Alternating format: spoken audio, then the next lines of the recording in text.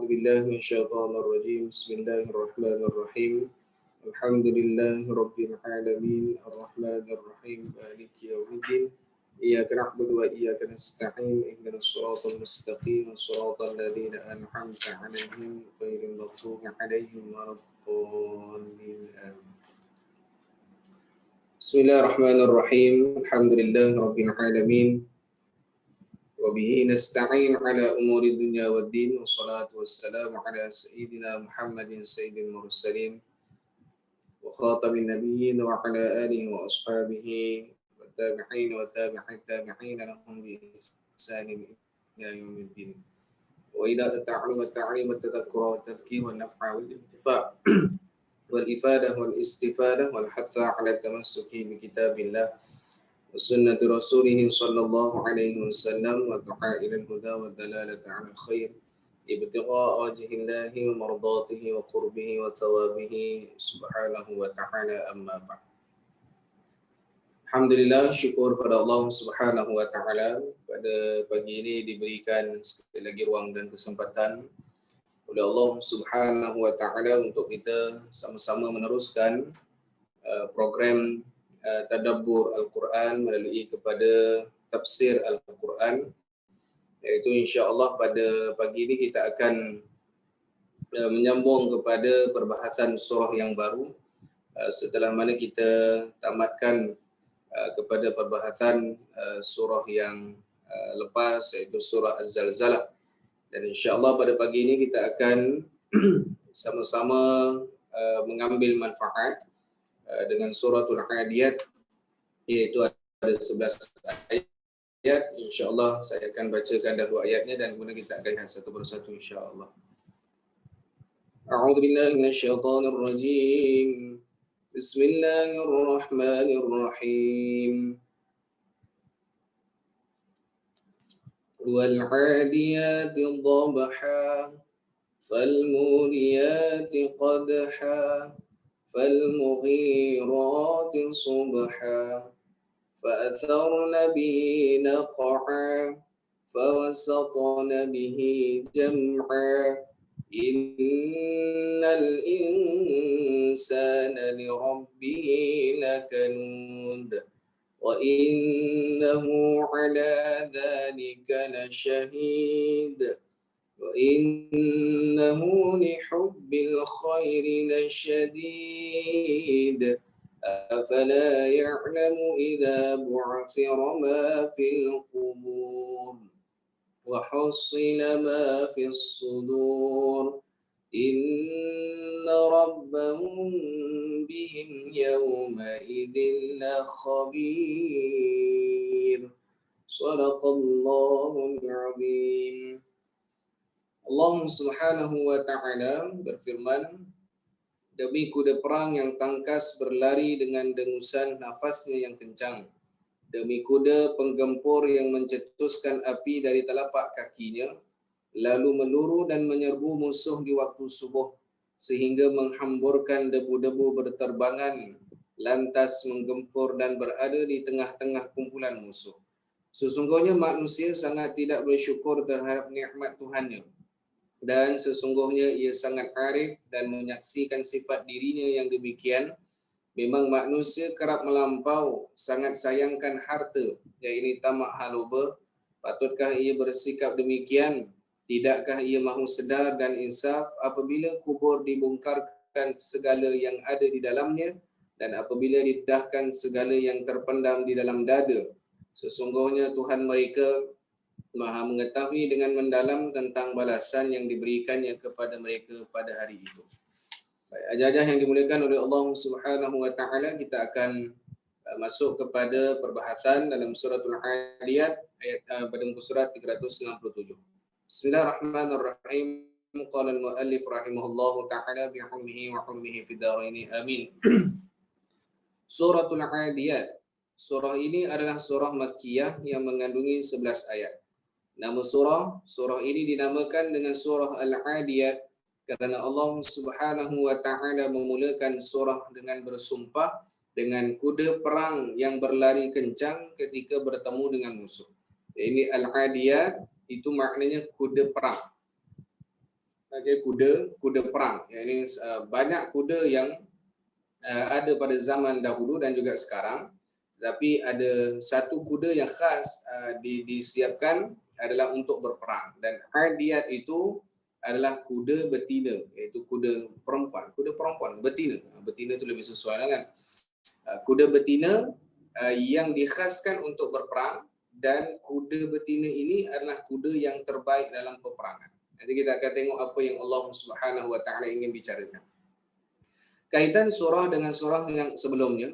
Surah ini mempunyai hubungan dengan surah sebelumnya dilihat dari dua sudut. Yaitu pertama, perkaitan yang nyata di antara firman Allah Subhanahu wa taala dalam surah Al-Zalzalah ayat yang kedua maksudnya, dan bumi menghamburkan segala muatannya, dengan maksud surah Al-Adiyat ayat ke-9 ketika dibongkarkan segala yang ada di dalam kubur. Yang kedua, ketika Allah Subhanahu wa taala mengakhiri surah Az-Zalzalah dengan menjelaskan balasan terhadap amalan kebaikan dan kejahatan, maka dalam surah ini Allah Subhanahu wa taala mencela pula manusia yang ingkar terhadap nikmat-nikmatnya, lebih mengutamakan kehidupan dunia dari kehidupan akhirat, dan enggan bersedia menghadapi hari perhitungan di akhirat dengan mengerjakan kebaikan dan beramal soleh serta menjauhkan diri dari kejahatan dan maksiat. Kandungan Surah yang diturunkan di Mekah ini mengandungi tiga objektif utama, yaitu yang pertama, Allah Subhanahu wa taala bersumpah dengan kuda pejuang dalam peperangan untuk menegaskan tentang sifat manusia yang suka kufur serta mengingkari nikmatnya. Perbuatan mereka sendiri akan menjadi saksi terhadap tindak tanduk mereka yang kufur itu. Firman Allah Subhanahu wa taala yang bermaksud, demi kuda perang yang tangkas berlari dengan dengusan nafasnya yang kencang, ayat yang pertama. Yang kedua, surah ini menyatakan tentang sikap dan perangai manusia yang sangat memuja harta benda dan kekayaan. Firman Allah Subhanahu wa taala yang bermaksud, memang manusia kerap melampau sangat sayangkan harta, iaitu ayat yang ke-8. Dan yang ketiga, menggalakkan manusia melakukan perbuatan baik dan amal soleh yang memberi manfaat kepada mereka apabila bertemu dengan Allah Subhanahu wa taala, yaitu ketika menghadapi hisab dan pembalasan. Dalam masa yang sama mengancam mereka dengan siksaan yang pedih di hari kiamat, kiranya mereka yang melakukan sebaliknya.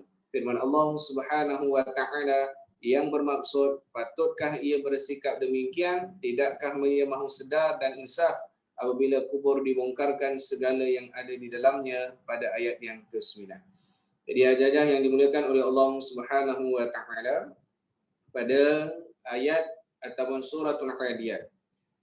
Surah ini ada kaitan pandangan kepada tafsir Al-Munir Dr. Wahbah Al-Duhaili. Kaitannya adalah pertama tentang balasan ataupun tentang tentang akan berlakunya bongkaran kubur pada hari kiamat. Satu. Dan kaitan yang kedua adalah tentang amal soleh. Baik. Adapun pandangan para ulama tafsir yang lain, antaranya dalam tafsir Imam Ibnu Katsir mengatakan bahawa kaitan surah Az-Zalzalah dengan suratul Adiyat adalah Allah bila mana setelah bicarakan tentang hal kiamat, Allah patah balik manusia ataupun Allah patah balik cerita manusia tentang apa yang sebenarnya berlaku di dunia sebelum berlakunya pada hari kiamat. Sebab itu ada kata para ulama mengatakan bahawa surah yang serangkai itu 4. Surah Az-Zalzalah serangkainya ataupun kaitannya dengan suratul Adiyat. Surah Al-Qari'ah dengan surah At-Takatsur. Jadi 4 surah ini di surah yang Allah cerita akhirat dahulu, baru Allah cerita dunia. Iaitu suratul Adiyat Allah cerita akhirat. Suratul Zalzalah Allah cerita akhirat. Apa yang berlaku, kiamat, gempa bumi, kencangnya semua sekian. Dan Allah cerita balik semula kenapa berlaku kiamat tu. Keadaan bumi keluarkan hamparannya, apa yang ada di dalamnya. Bumi geram, bumi jadikan kesaksian kepada perbuatan manusia. Ceritanya berlaku bila? Waktu cerita dalam suratul Adiyat. Iaitu Allah balik semula. Ni, bila mana ayat Allah kata apa dalam suratul Zalzalah? Waqala al-insanu ma laha. Iaitu ni apa yang berlaku ni sebenarnya ni. Mana bumi digoncangkan, keluarnya perut daripada bumi. Akan manusia kata, malaha, apa yang berlaku sebenarnya ni? maka Allah balik semula kepada manusia cerita yang berlaku di dunia, iaitu kisah tentang nikmat yang Allah telah berikan tapi Allah sumpah dengan binatang, iaitu namanya kuda perang. Satu. Pandangan ulama yang lain yaitu tentang empat surah yang terkait itu, yaitu suratul Qari'ah dengan surah At-Takatsur. Itu bila mana dikatakan Al-Qari'ah ceritanya kiamat juga. Kemudian nanti Allah kaitkan dengan At-Takatsur, iaitu kenapa berlakunya peristiwa tentang kiamat, iaitu melalui Al-Qari'ah, maka berlakunya manusia tentang Al-Hakumut Takatsur, iaitu terkait juga dengan harta benda. Maka para ulama tafsir mengatakan bahawa suratul Adiyat ini apa dia? Iaitu surah yang dididik oleh Allah Subhanahu wa taala untuk bagaimana kita reaksi ataupun memberi respon kepada Allah akan nikmat yang telah diberikan oleh Allah kepada kita. Maknanya kalau dalam surah Az-Zalzalah berlakunya peristiwa dan atas sebab berlakunya di dunia, maka Allah nak mengajar kepada kita bahawa setiap nikmat perlu bersyukur kepada Allah Subhanahu wa taala. Baik, ajar-ajar yang dimuliakan oleh Allah Subhanahu wa taala. Maka kata pengarang kitab iaitu Dr. Wahbah Ad-Duhaili hafizahullah, maka dikatakan kalau kaitan surah tadi dua tu jelah. Maknanya kaitan dengan berlakunya pembongkaran kubur, dan yang kedua iaitu tentang celaan ataupun kebaikan dan juga keburukan manusia itu akan dicatatkan oleh Allah Subhanahu wa taala pada hari kiamat. Baik. Kita ambil sedikit catatan yang saya dapatkan ataupun saya ambillah. Iaitu dikatakan bahawa surah Al-Adiyat ini terpecah kepada dua bahagian. Iaitu bahagian pertama iaitu tentang ayat pertama hingga ayat yang ke-8. Ada tafsir yang mengatakan 1 hingga 5.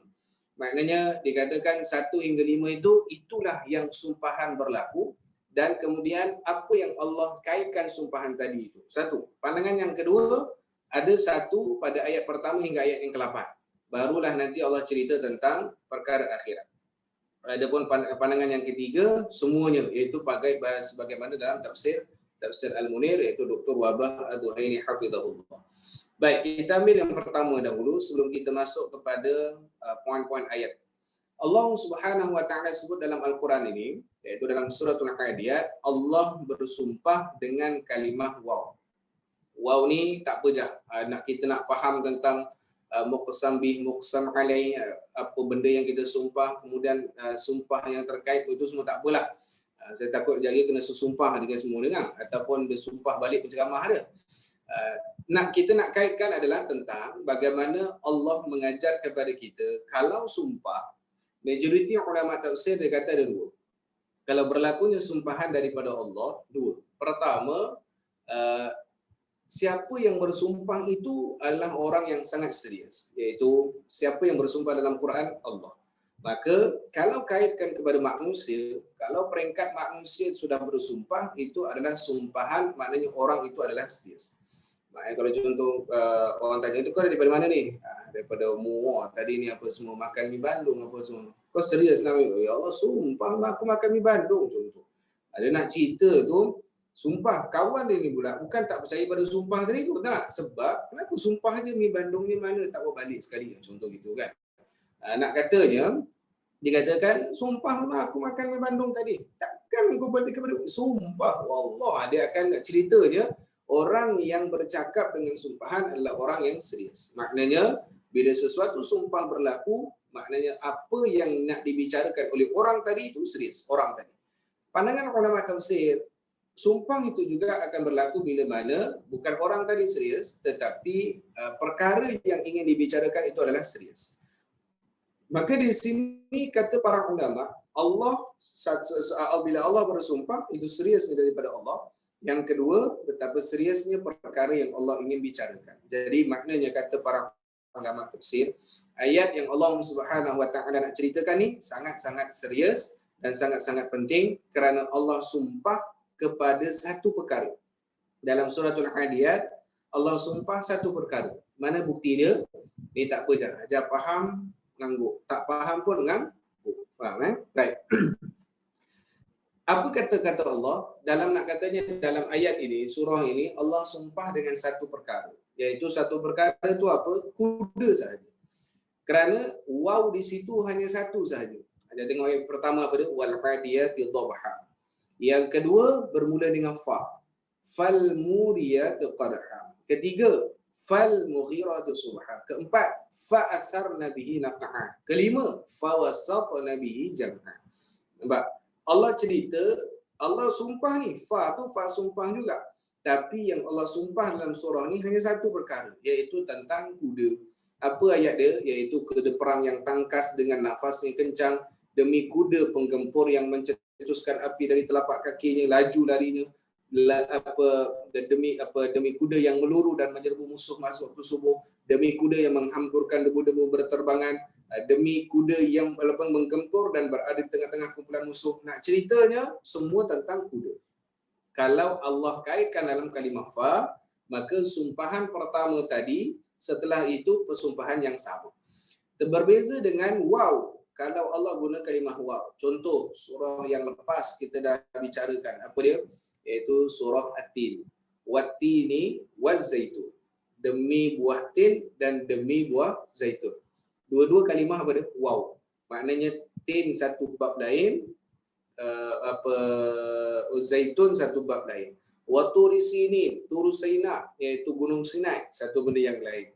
Hadzal baladil amin, wa hadzal baladil amin, tentang Mekah, itu perkara yang lain. Maknanya dalam Al-Quran, bila mana Allah mempermulakan sumpahan dengan waw dan diikuti selepasnya waw juga, itu ada dua perkara yang berbeza sumpahan.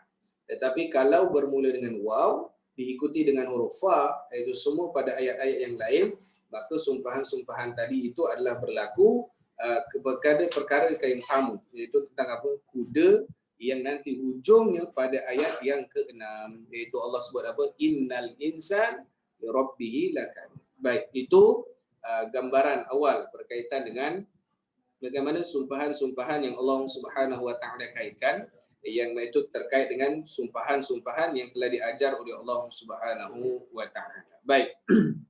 Kita lihat para ulama tafsir mengatakan bahawa kenapa Allah kaitkan tentang kuda. Iaitu Allah nak cerita ni ayat yang ke-6 juga. Innal insana li rabbihi lakanut. Tetapi Allah ceritakan sumpahan tadi itu tentang kuda. Maka di sini kata para ulama, cara mengajar ataupun cara mendidik ataupun cara nak ambil perhatian. Orang-orang dahulu perhatiannya dengan melalui syair. Contohnya, kita di zaman sekarang kalau baca syair memang seorang-seorang je lah dekat pentas tu. Dan memang tak suka dah pun orang syair. Orang suka zaman sekarang ni lagi pula dengan zaman apa TikTok tu kan, yang memang tak berbenda semua tu, dia akan ada satu tarikan dengan lagu-lagu dia. Maka orang dahulu tarikannya dengan syair, tarikannya dengan satu cerita yang luar biasa, yang menarik perhatian. Apa antara cerita dia? Tentang tarian, tentang gendang, tentang muzik, semuanya. Tetapi yang lebih menarik perhatian mereka adalah kuda. Maknanya kalau contoh kita nak cerita ni sebenarnya kan, kalau kita nak buat satu kiasan, Allah ajar letak kiasan untuk tarik perhatian manusia, tarik perhatian apa yang disuka. Contoh ginilah ya, contoh kita nak mudah faham kan. Saya cukup yakinlah Hajah adalah orang yang paling banyak grup WhatsApp kan. Grup WhatsApp yang di-invite-nya, yang dimasuk ke, yang dibuat ke, tak apalah. Yang saya cukup yakin memang banyaklah ada grup WhatsApp. Baik, kenapa ada setengah orang ataupun kita sendiri bila mana masuk dalam grup WhatsApp tadi tu, kita masuk boring keluar. Kemudian ada satu WhatsApp tu, satu grup tu yang kita masuk, padahal tak ada function apa pun kita pun, sekadar baca, tapi kita seronok dekat dalam tu. Sebab apa tarikan dia? Contoh lagi, kalau tarikan dalam grup WhatsApp tu, contoh je kan, jual pin tudung, jual tudung, telekung, masak, makan, dia boleh stay. Maka di situ nak katanya, tarikan orang pada waktu tersebut memang suka yang tu. Maka jadikan grup tersebut ataupun satu-satu untuk pendakwaan, jadikan tarikan-tarikan. Contoh macam mana tarbiyahnya. Contoh lah. Maknanya kita dah cerita bagi makan apa semua, ni jangan lupa baca bismillah kalau makan.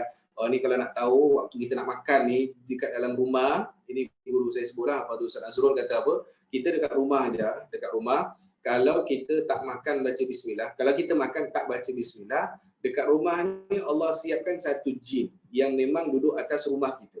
Yang kalau kita tak baca bismillah, dia akan turun ikut join makan dengan kita.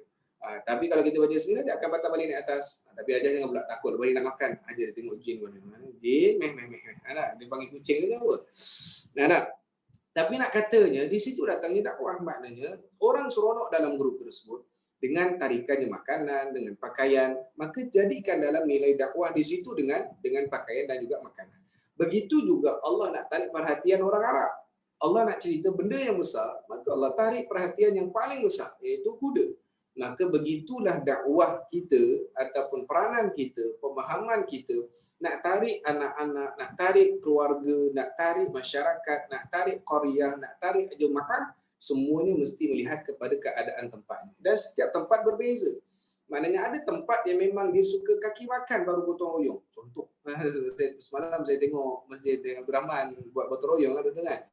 Jadi nak katanya, orang tertarik, gotong royong tak nak, bagi makan dulu, baru datang. Barulah letakkan perhatian tarikan untuk tersebut. Contoh ada anak-anak muda tak datang, mereka ada game dulu. Letakkan game dulu, baru datang untuk gotong royong. Contoh di situ.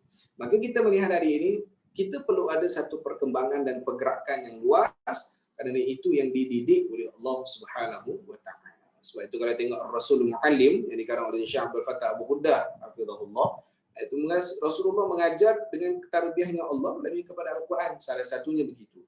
Maka Allah tarik perhatian masyarakat Arab adalah dengan sumpahan kaitan dengan kuda. Kenapa kuda? Sebab mereka ni apa yang kalau terlibat dengan kuda, mereka akan seronok untuk dengar.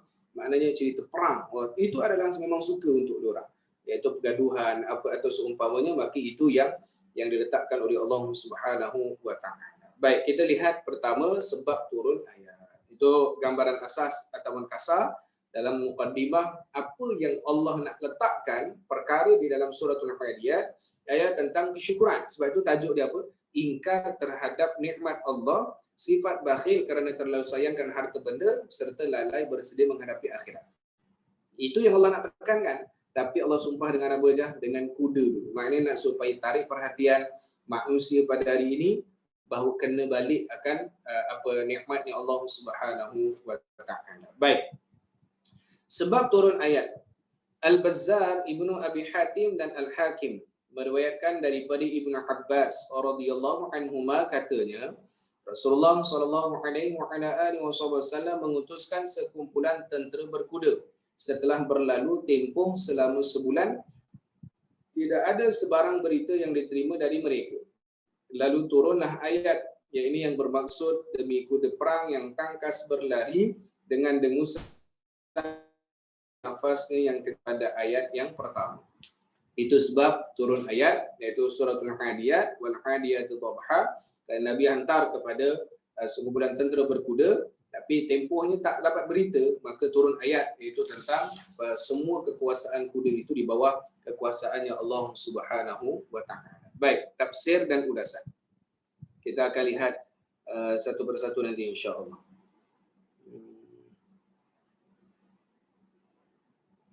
Alright, baik. Firman Allah Subhanahu wa Ta'ala yang bermaksud, demi kuda perang yang tangkas berlari dengan dengusan nafasnya yang kencang, demi kuda penggempur yang mencetuskan api dari telak kakinya, lalu meluru dan menyerbu musuh di waktu subuh. Ayat yang pertama hingga ayat yang ketiga. Allah Subhanahu wa Ta'ala bersumpah dengan kuda pejuang yang berlari pantas memecut menuju ke arah musuh. Terdengar dengusan nafasnya yang kencang disebabkan pecutannya yang sangat pantas. Dari ladam tapak kaki kuda itu tercetus bunga api ketika bergeser dengan puing-puing batu yang keras. Kuda tersebut meluru dan menggempur di tengah-tengah musuh di waktu subuh, sehingga menghamburkan debu-debu berterbangan, lalu menggempur dan berada di tengah-tengah kumpulan musuh. Maka bertebanganlah debu memenuhi udara pada waktu subuh ataupun tempat berlakunya peperangan itu. Kemudian tentera berkuda itu menggempur dan menyerang di tengah-tengah kumpulan musuh, menyebabkan musuh-musuh berkenaan lari bertempiaran. Allah Subhanahu wa taala bersumpah dengan kuda pejuang yang tangkas kerana mempunyai ciri pecutai berbanding binatang-binatang yang lain. Kuda memang binatang yang berkat, ia serba membawa kebaikan sehingga ke hari kiamat kerana kuda merupakan alat peperangan bagi bangsa Arab dan hampir tidak luput keprihatinan mereka terhadapnya. Mereka kepadanya. Rasulullah SAW bersabda, batu jemala kuda memang membawa kebaikan sampai hari kiamat. Hadis riwayat Imam Ahmad, Imam Syafi'i, Nasa'i dan Ibnu Majah dari Sayyidina Abu Hurairah radhiyallahu anhu. Sumpah dengan nama kuda ini ialah untuk mengingatkan orang-orang mukmin tentang pentingnya kuda, memelihara kuda sehingga boleh melatih diri, menunggang dan berjihad fisabilillah. Juga agar mereka membiasakan diri melaksanakan kerja-kerja yang besar dengan bersungguh-sungguh dan tindakan yang nyata. Sumpahan ini merupakan suatu galakan kepada orang Islam agar memelihara kuda bagi tujuan-tujuan yang luhur, bukan untuk menunjuk-nunjuk, berbangga-bangga dan riak. Oleh itu alif lam dalam wal adiyat, itu waw alif lam ain, itu alif lam di situ bertujuan menentukan sesuatu, iaitu kuda peperangan dan bukan kuda yang lain. Kemungkinan juga secara zahirnya ianya boleh membawa kepada makna lain, iaitu alif lam yang bertujuan untuk membangsakan, iaitu meliputi semua jenis kuda. Sebagaimana pendapat yang dikemukakan oleh Abu Hayyan, beliau berpendapat bahawa alif lam di sini adalah alif lam lil jins, bukan lil ahdi. Namun kuda pejuang dan kuda peperangan lebih utama dimaksudkan di dalam ayat ini. Baik, kita tengok ayat 1 hingga ayat 5 dahulu. Sebelum Allah cerita tentang sumpahan yang berlaku. Ini apa yang saya dapat catatlah daripada tafsir-tafsir yang lain. Ada dalam tafsir Tabari dan juga dalam tafsir Imam Ibnu Katsir. Baik. Apa kata Allah Subhanahu wa taala? Kalimah wal adiyati dhabha, iaitu kalimah demi kuda perang. Ini Imam Dr. Wahbah Adzuhaili dia terus masuk kepada khulasah perbahasan dalam apa yang ingin Allah bicarakan dalam khulasah. Tapi kita ambil poin-poin yang pertama. Kalimah wal adiyati dhabha adalah sumpah yang pertama yang diambil oleh Allah Subhanahu wa taala, iaitu kalimah adiyat itu diambil dari perkataan adu, iaitu ain dan waw. Ain dan waw ni apa maknanya, Jang?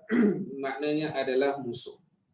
Maknanya demi kuda perang yang tangkas berlari dengan dengusan nafas yang kencang, tetapi dikaitkan dengan adiyat itu apa dia? Iaitu kuda yang memang akan dibuat khas ataupun dilatih khas untuk melawan kepada musuh. Maknanya dengan kuda yang tertentu. Maka kalimah aduun itu adalah tentang permusuhan. Maknanya isyarat kuda yang Allah nak ceritakan ni adalah kuda yang memang khas, kalau masuk sahaja dekat perjalanan, targetnya adalah untuk berperang. Baik, kemudian katanya para ulama tafsir yang lain, dikatakan bahawa saat mana Allah Subhanahu wa taala bukakan cerita perang, maka ia terus menarik perhatian. Lebih menarik perhatiannya, Allah nak bagi tahu pada orang Arab ni, iaitu kalimah al-adiyat itu adalah musanna. Muannas, iaitu muannas. Itu apa dia? Iaitu kuda perang yang Allah nak ceritakan ni, kuda yang paling terbaik, kuda jantan ke tak jangan, bukan, kuda betina. Subhanallah. Yang katanya lepas ni ajar kalau pergi ke kandang kuda tu cari kuda betina lah. Maknanya nak cari kuda yang terbaik, tapi itu kuda bukan kuda perang lah kan. Ada kuda yang longlang-longlai yang jalan bayar RM10 tu kan, tak payahlah. Tapi kalau pengalaman saya naik kuda dekat Mesir tu, dia siapa yang tak pernah handle kuda, insya-Allah taubatlah untuk naik kuda lepas tu. Lagi pula kuda yang kita tengah naik tu dia menggatal pula dengan kuda yang lain. Dah dia nak pergi kejar betina sana. Kita naik jantan, dia nak kejar betina. Dah kita yang tak tentu hala naik kuda tu. Jadi naik kuda tu dia kena ada kemahiran jugalah. Yang satu bab. Baik. Balik semula. Kalimah al-adiyat itu kuda perang betina itu maknanya nak dikatakan kuda dalam peperangan jantan tu adalah maksudnya yang takkan kita nak sebut lelaki tak, jantan lah kan, kuda jantan lah kan, binatang tu jantan lah kan. Maknanya kuda jantan ni dia adalah kuda yang special juga. Tapi lebih special bila mana masuk dalam peperangan, kuda betina ni adalah kuda yang paling laju dan lebih tangkas berbanding dengan kuda jantan kalau dimasuk dalam situasi peperangan. Ini subhanallah. Allah gambarkan lebih detail yang menarik perhatian orang Arab, iaitu nak katanya apa dia? Nah, ni Allah cerita ni, kuda betina ni lebih hebat daripada kuda jantan. Maka oleh sebab berlakunya perkara tersebut, maka dikatakan bahawa inilah gambaran Allah ajar kepada manusia bahawa sesungguhnya di dalam sesuatu perkara yang besar tadi, maknanya dia akan jadi minat kepada seseorang, maka para ulama mengatakan bahawa begitu juga hal-hal dunia. Maknanya kalau ditarik perhatian kepada manusia bahawa apa yang dia akan diminatinya, kereta contohnya, atau rumah contohnya, maka dia tahu bahawa itu adalah yang terbaik. Maka kaitan tadi, kuda yang tangkas berlari, semua itu sebab siapa je? Allah. Yang menggerakkan dia Allah. Yang menundukkan kuda boleh taat dengan tuannya adalah Allah. Maknanya yang kuda tadi yang dalam keadaan agresif dalam peperangan, tapi kalau dengan tuannya dia boleh ikut kata tuannya suruh laju dia laju, tuannya dalam keadaan suruh slow dia slow, walaupun dalam keadaan nafas terjungak-jungak, Allah nak bagi tahu pada kita jam, Allah sumpah dengan kuda tadi ni, kuda ditundukkan untuk ikut tuannya pada waktu tersebut. Tetapi Allah kata apa, berlakunya manusia sebaliknya. Allah bagi pada manusia nikmat, Allah bagi manusia dengan kelapangan, Allah bagi manusia dengan segala bentuk kurniaan rahmat. Innal insana li rabbih lakanud. Nampak Allah nak cerita ni tentang kuda yang tadi hebat, semua tu dia boleh ikut tuannya, kebanggaan tuannya, apa semua tu. Akhirnya Allah kata apa? Sangat-sangat yang tak bersyukur ni sebenarnya adalah manusia. Allah. Ini ceritanya Allah nak kaitkan dalam perkara tersebut. Baik. Yang lain. Dalam mufassir yang lain mengatakan juga kalimah al-adiyat itu adalah memberikan isyarat bahasa yang memang maksudnya sesuatu perbuatan yang memang dia khususkan untuk apa yang dilakukan. Maksudnya contoh tadi, kalau contoh wal adiyat dhabha, iaitu kalimah adiyat, kudanya khas. Maka para ulama tafsir yang lain kata dia apa? Ada juga yang menunjukkan isyarat bahawa Allah nak bagi tahu ni, manusia dia akan suka mengkhususkan sesuatu. Maknanya dia suka benda yang dia rasa itu yang dia boleh. Maknanya ada orang yang suka berjalan kat shopping mall. Kenapa tertekan ni Jah? Saya tak boleh keluar PKPB, tak pergi lagi mall. Oh, rupanya dia tension sebab tak boleh pergi mall. Dia bukan tension sebab tak boleh pergi masjid. Contoh itulah. Kenapa Jah muka tension ni? Tak tahulah, biasa saya masa-masa dapat pergi hantar jiran yang kat seberang. Jiran seberang tu lah. Jiran sebelah dia tak nak bagi. Nak katanya, dia letakkan ada sesuatu kesukaan diri dia yang memang ada pada dia. Maka waktu itu Allah nak bagi tahu, kamu wahai manusia ada yang kamu khususkan. Maka ulama tafsir kata apa? Itulah yang dimaksudkan oleh Allah SWT dalam bahasa ini. Baik. Kemudian ada juga yang kalimah kata para ulama, al-adiyat itu iaitu adalah sesuatu yang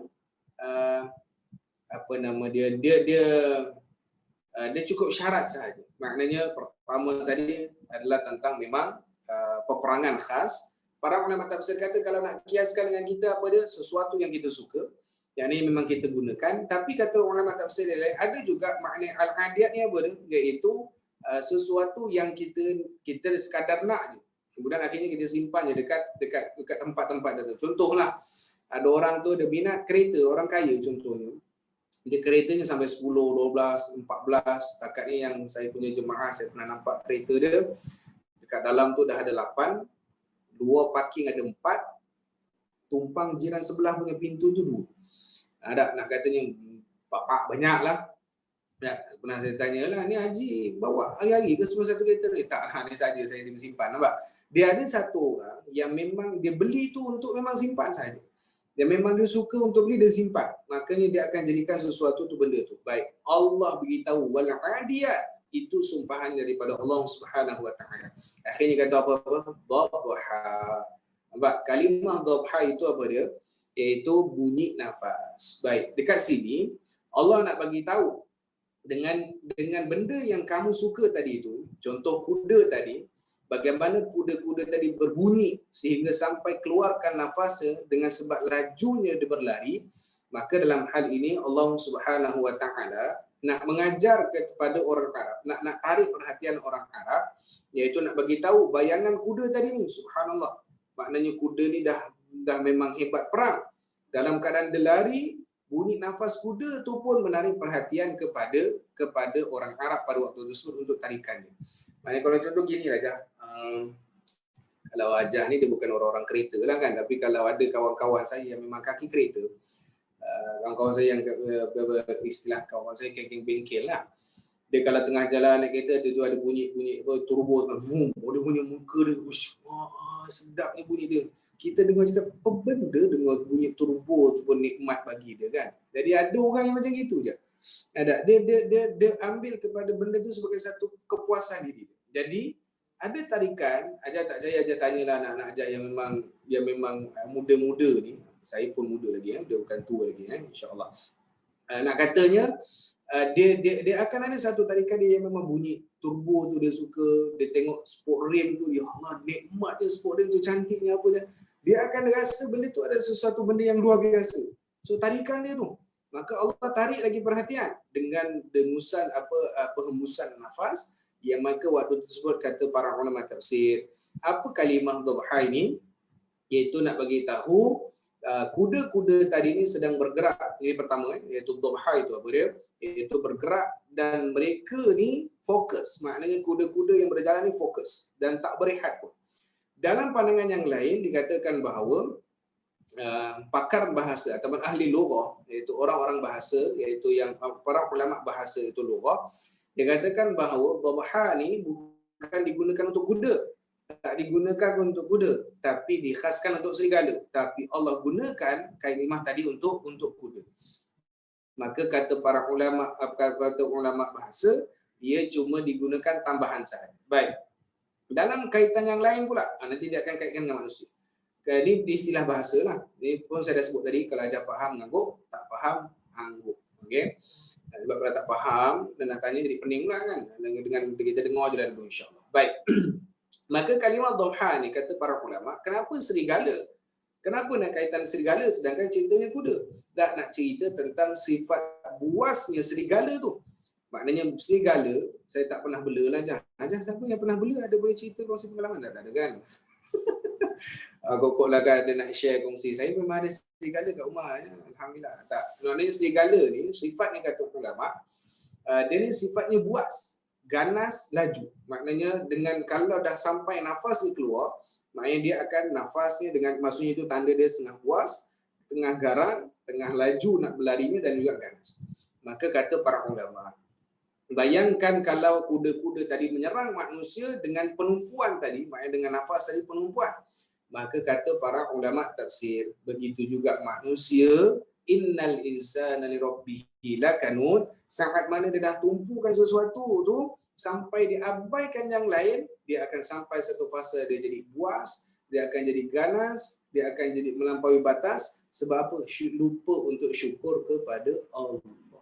Sebab itu berlakunya kecurian, berlakunya penzaliman, berlakunya bunuh anak, berlakunya macam-macam. Sebab apa? Sebab dia dah rasa itulah sahaja yang perlu ditumpukan tanpa melibatkan tentang itu nikmat yang perlu disyukuri oleh Allah kepada Allah Subhanahu wa taala. Kita tengok je contoh. Kata kalau hari ini di Johor khidmat mental ataupun sakit mental itu bertambah. Sebab kesannya PKP. Baik. Kalau lah orang mengatakan PKP itu kesan, sememangnya kita tidak nafikan. Tapi adakah orang Islam itu terkongkong dengan tekanan dunia? Tidak. Orang Islam diajar oleh Allah, ketenangannya adalah ala bidzikrillah tatma'innul qulub. Maknanya tidaklah orang yang berzikir kepada Allah hatinya akan jadi tenang. Maka setiap orang akan ada masalah dan setiap orang masalahnya berbeza, dan pastinya masalah yang berbeza tadi adalah untuk ujian yang mampu ditanggung oleh orang itu sahaja. La yukallifullahu nafsan illa wus'aha. Tetapi kenapa manusia ada yang sampai bunuh diri, tertekan, gila, jadi macam tak betul, sewel semuanya? Sebab dia tidak balikkan semua tadi itu kepada Allah. Hatinya tak balik kepada Allah, ujian tak dibalik kepada Allah, semuanya tak dibalikkan kepada Allah. Maka bila mana berlaku perkara tersebut, putusnya hubungan, akhirnya manusia akan jadi buas, manusia akan jadi sekian-sekian sebab terlalu tumpu yang tu sahaja. Contoh. Kita nak sangat beli benda tu. Nak sangat beli benda tu, tapi tak dapat. Maka kita kalau balik semula bahawa itu rezeki daripada Allah, kita akan berlapang dada. Tapi bila mana kita merasakan itu hak dia, itu perlu dia, itu yang memang dia kena dapatkan, akhirnya akan berlakunya pergaduhan dan seumpamanya. Maka ini yang diajar oleh Allah. Maka nak balikkan suratul Hadiyat ni, subhanallah, ni baru ayat pertama dah 950, macam mana nak habis ni. Kan? Nak katanya Allah nak tarik perhatian manusia dengan perkara tersebut, bahawa manusia kena balik kepada Allah dalam setiap apa yang didapatkan. Maka kuda perang itu pemberian Allah. Allah tundukkan kuda tadi dengan kelajuan dia untuk manusia. Tapi kenapa manusia tak nak tunduk kepada Allah setelah mendapatkan nikmat daripada Allah? Baik, boleh je Maka kalimah dhabha tadi dari pandangan ulama lughah, iaitu terkait dengan bunyi nafas daripadanya serigala. Baik. Maka pada ayat yang pertama tadi, Allah Subhanahu Wa Taala nak ceritakan bagaimana satu pasukan kuda yang mana dia dapat bergerak dengan laju, kemudian boleh lawan mangsanya, boleh kejar kepada musuhnya. Maka itu semua adalah dengan kekuasaan Allah diberikan kepada kuda tadi untuk bersama dengan Tuhan. Baik. Kita tengok ayat yang kedua. Fal muriyat qadha. Kita ambil pada ayat lah. Nanti kita ambil sampai pada ayat ke-6. Ni kita ambil kepada ni yang Imam yang Dr. Rabah Adhuhaili bawakan. Ini tentang gabungan terus. Dia tak cerita detail lah. Tetapi yang dibawakan adalah tentang bagaimana sumpahan-sumpahan tentang binatang yang namanya kuda itu. Baik, pada ayat yang kedua. Allah Subhanahu Wa Taala sebut fal muriyat qadha. Dan kuda yang mana mencetuskan api daripada telapak kakinya, lalu menuru dan menyerbu musuh di waktu subuh. Baik. Kata Allah Subhanahu Wa Taala, para ulama tafsir menyebutkan fa tadi kita dah ceritakan dah. Maknanya dia sambungan sumpahan pada benda yang sama, iaitu pada kuda tadi. Baik. Maka dikatakan oleh Allah Subhanahu Wa Taala, ini kalau dalam pandangan ulama dia bahas lebih detail lah. Fa ni ada tak sama dengan waw. Waw tu sama tak dengan fa. Kalau fa tu ada alif lam, apa berlaku? Kalau fa tak ada alif lam, apa berlaku? Itu saya rasa kita hazafkanlah, kita buanglah perbahasan yang tu. Sebab saya takut bukan ajar yang pening, saya yang pening untuk menegangkan. Jadi sebelum saya pening dengan peningnya aja, jadi kita tangguh yang tu dulu. Baik.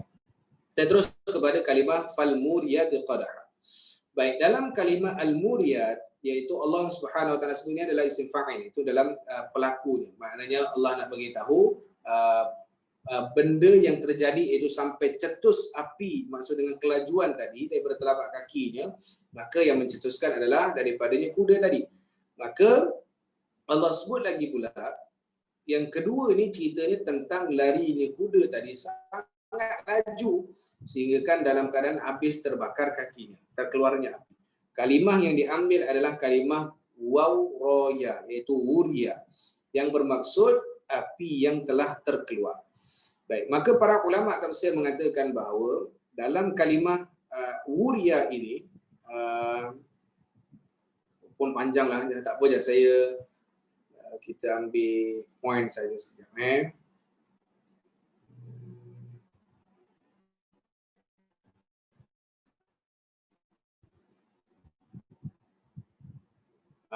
Okey, baik.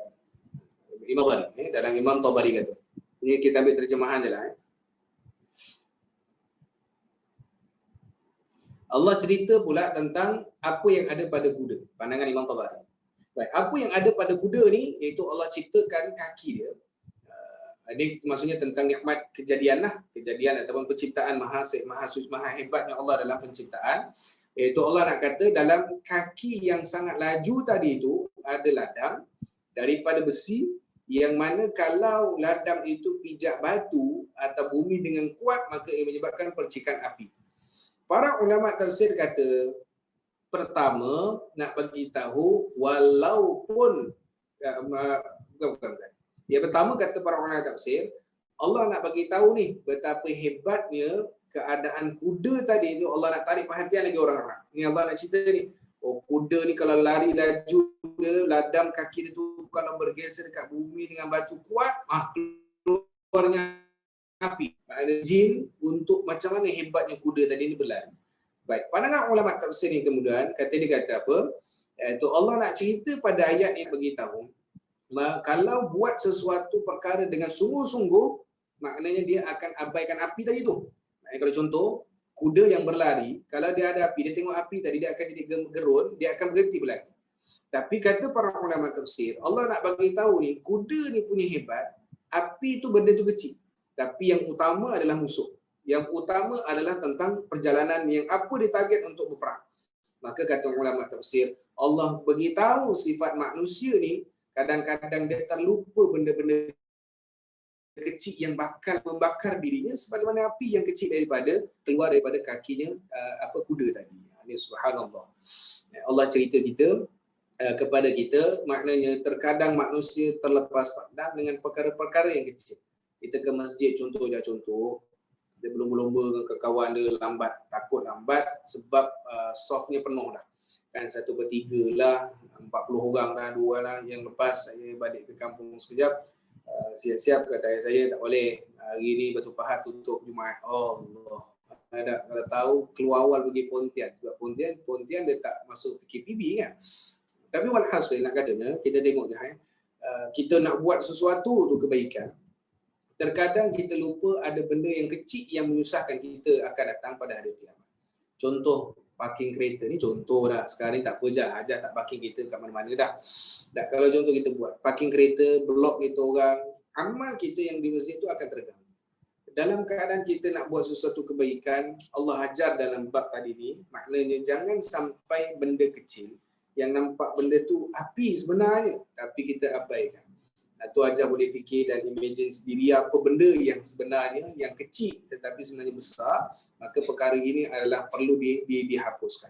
Tetapi Allah bagi tahu, kata ulama tafsir, Allah nak bagi tahu sifat manusia bukan macam itu. Maknanya sifat manusia dia akan teruskan benda kecil itu dia abaikan. Apa yang berasa macam benda tu, lantaklah, ketepikanlah. Yang penting aku punya matlamat. Maka manusia tetap kekal dengan sifatnya sedemikian. Maka dalam ayat ini, ayat pertama, ayat yang kedua, Allah Subhanahu Wa Taala ceritakan lagi bagaimana fal muriyatu qadha, iaitu dengan Allah sebut dua perkara tadi itu, maknanya satu, tarikan, nak tarik kepada manusia tadi, tarikan kepada orang Arab nak dengar cerita Allah ni.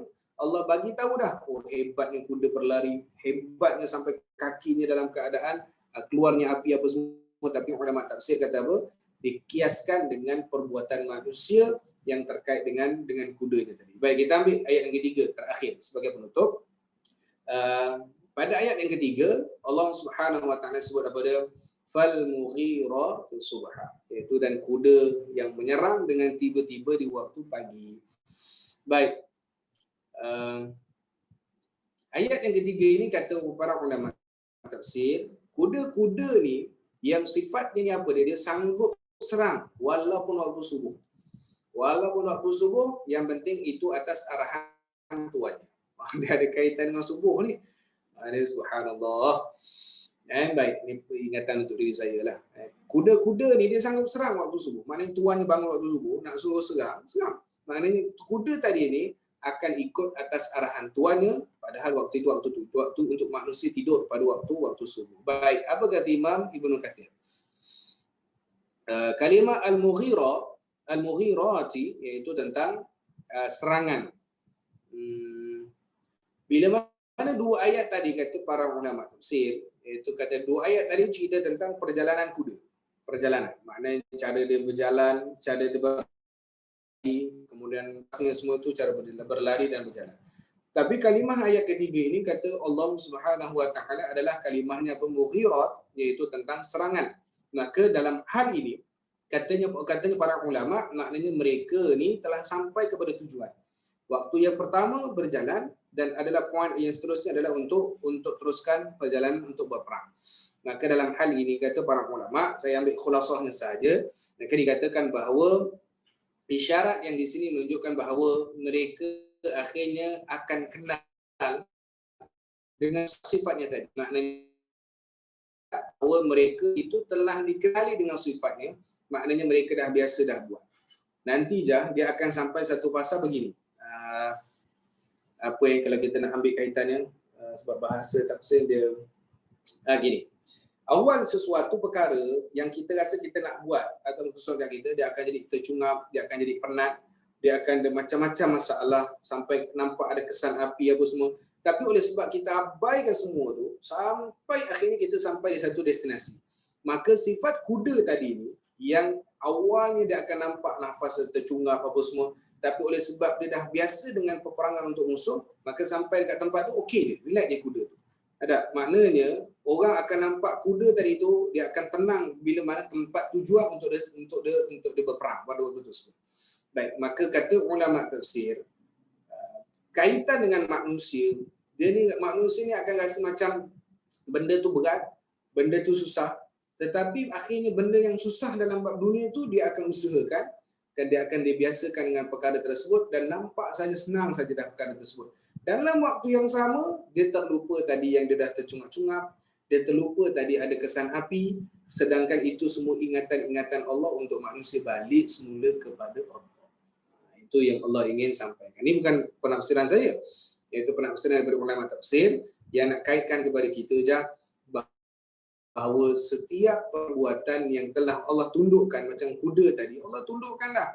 Waktu pagi, kita bangun nak pergi perang, dia kata dia akan bangun ikut dekat tuan dia. Maka begitu juga manusia, yang mana semua usaha kita tadi, tercungap kita apa semua tu tadi, semua tu tadi berlaku sebab Allah yang izinkan. Hari ini kita boleh bercakap, Allah izinkan. Hari ini kita boleh mendengar, Allah izinkan. Hari ini kita boleh berjalan, Allah izinkan. Tak ada satu pun usaha dan kekuatan daripada kita. Melainkan semua Allah izinkan.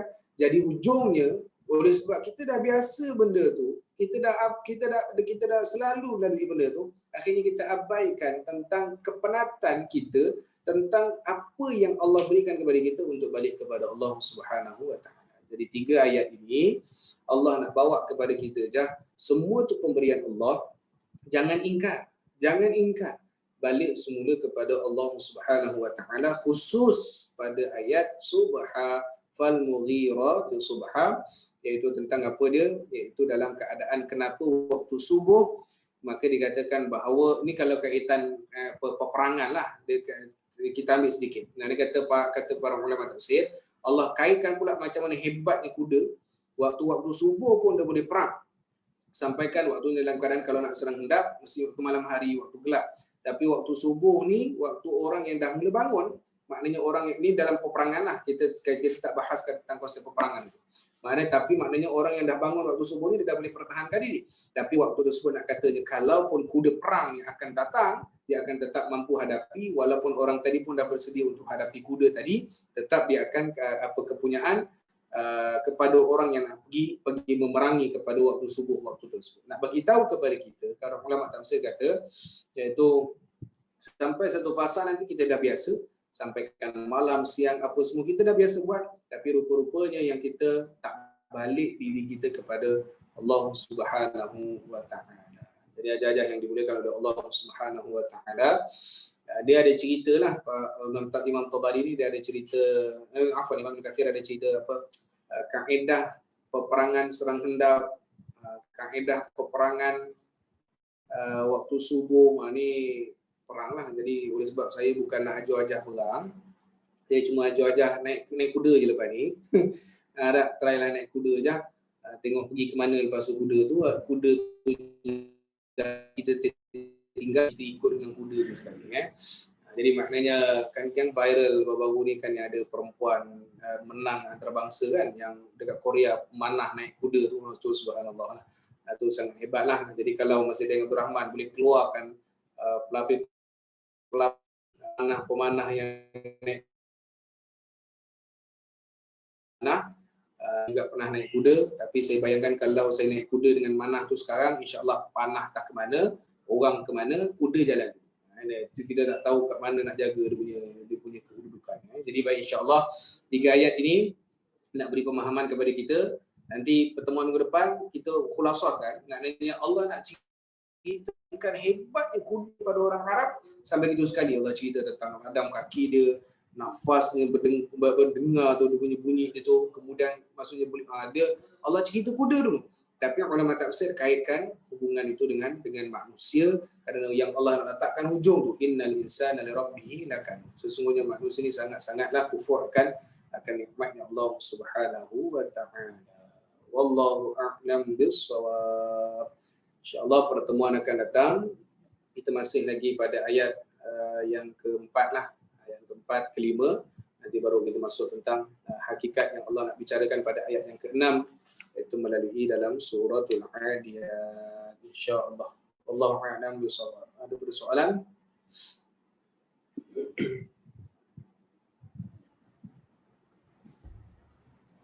Ada soalan, siapa-siapa nak tanya boleh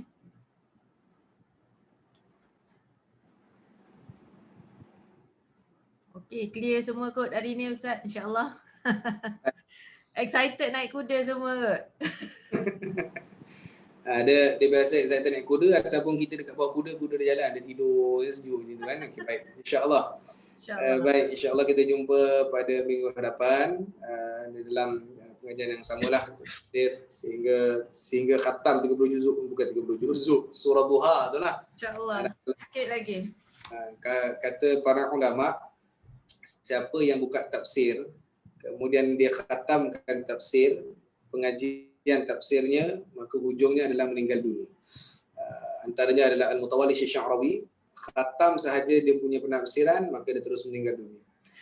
Kemudian daripada Morocco juga ada yang terus meninggal dunia. Jadi kita ni insya-Allah bukan tak meninggal, tapi oleh sebab kita tu sampai suratul Nas saja kan. Jadi insya-Allah mudah-mudahan ada manfaat untuk kita kembali kepada Allah Subhanahu wa taala, insya-Allah. Wallahu taala a'lam bissawab. Terima kasih kepada Dr. Haribah, tak serit-serit untuk mesej saya kelas boleh on ke tak, walaupun saya balas lambat ke apa ke, semua dah tenang hidup dia kan. Jadi insya-Allah kita jumpa pada masa akan datang diizinkan oleh Allah. Terima kasih kepada semua. Mohon maaf salah silap, terlanjur kata, terkasar bahasa. Dan kita berdoa kepada Allah, mudah-mudahan Allah ampunkan dosa kita, Allah ampunkan dosa kedua ibu bapa kita, Allah letakkan di tempat tertinggi untuk kedua ibu bapa kita, Allah letakkan syurga untuk kedua ibu bapa kita, Allah letakkan tempat yang terbaik, dan Allah letakkan afiat untuk kesihatan kedua ibu bapa kita. Allah panjangkan umur mereka yang dalam keadaan kehidupan ini dan telah meninggal dunia. Allah lapangkan umur mereka, Allah angkat darjat mereka, Allah muliakan mereka, Allah kasihkan mereka. Dan mudah-mudahan Allah Subhanahu wa taala menjadikan asbab kebaikan yang kita lakukan. Allah berikan kepada kita segala jalan keluar daripada permasalahan. Allah berikan ketenangan dalam segala bentuk kesulitan. Allah berikan kelapangan dalam segala kesusahan. Allah berikan apa sahaja daripada jalan keluar dari segala apa ujian yang telah diberikan. Dan mudah-mudahan Allah Subhanahu wa taala mengabulkan segala hajat kita. Allah permudahkan urusan dunia akhirat kita. Allah jadikan kita adalah tempat yang terbaik dalam setiap kehidupan di dunia. Allah letakkan kematian kita yang baik, dan kita bersebelahan dengan orang-orang yang baik. Dan mudah-mudahan Allah Subhanahu wa taala mengabulkan semua hajat kita. Kemuncak hajat yang utama adalah untuk bertemu dengan baginda Nabi sallallahu alaihi wasallam, dan akhirnya kita semua akan dimasukkan ke dalam syurga Allah Subhanahu wa taala. Allahumma 'allimna ma yanfa'una wanfa'na ma 'allamtana bi rahmatika ya arhamar rahimin. Sallallahu alaihi wasallam Muhammadin wa ala alihi wasallam. Walhamdulillahi rabbil alamin. Taqabbalallahu minkum. Kita tangguhkan dengan tasbih kafarah dan surah Subhanallah wa bihamdihi asyhadu an la ilaha illa anta astaghfiruka wa atubu ilaik. Bismillahirrahmanirrahim. Al-'asr innal insana lafi khusr illa alladhina amanu wa 'amilus solihati wa tawassaw bil haqqi wa tawassaw bis sabr. Terima kasih semua. Assalamualaikum warahmatullahi wabarakatuh. Waalaikumsalam.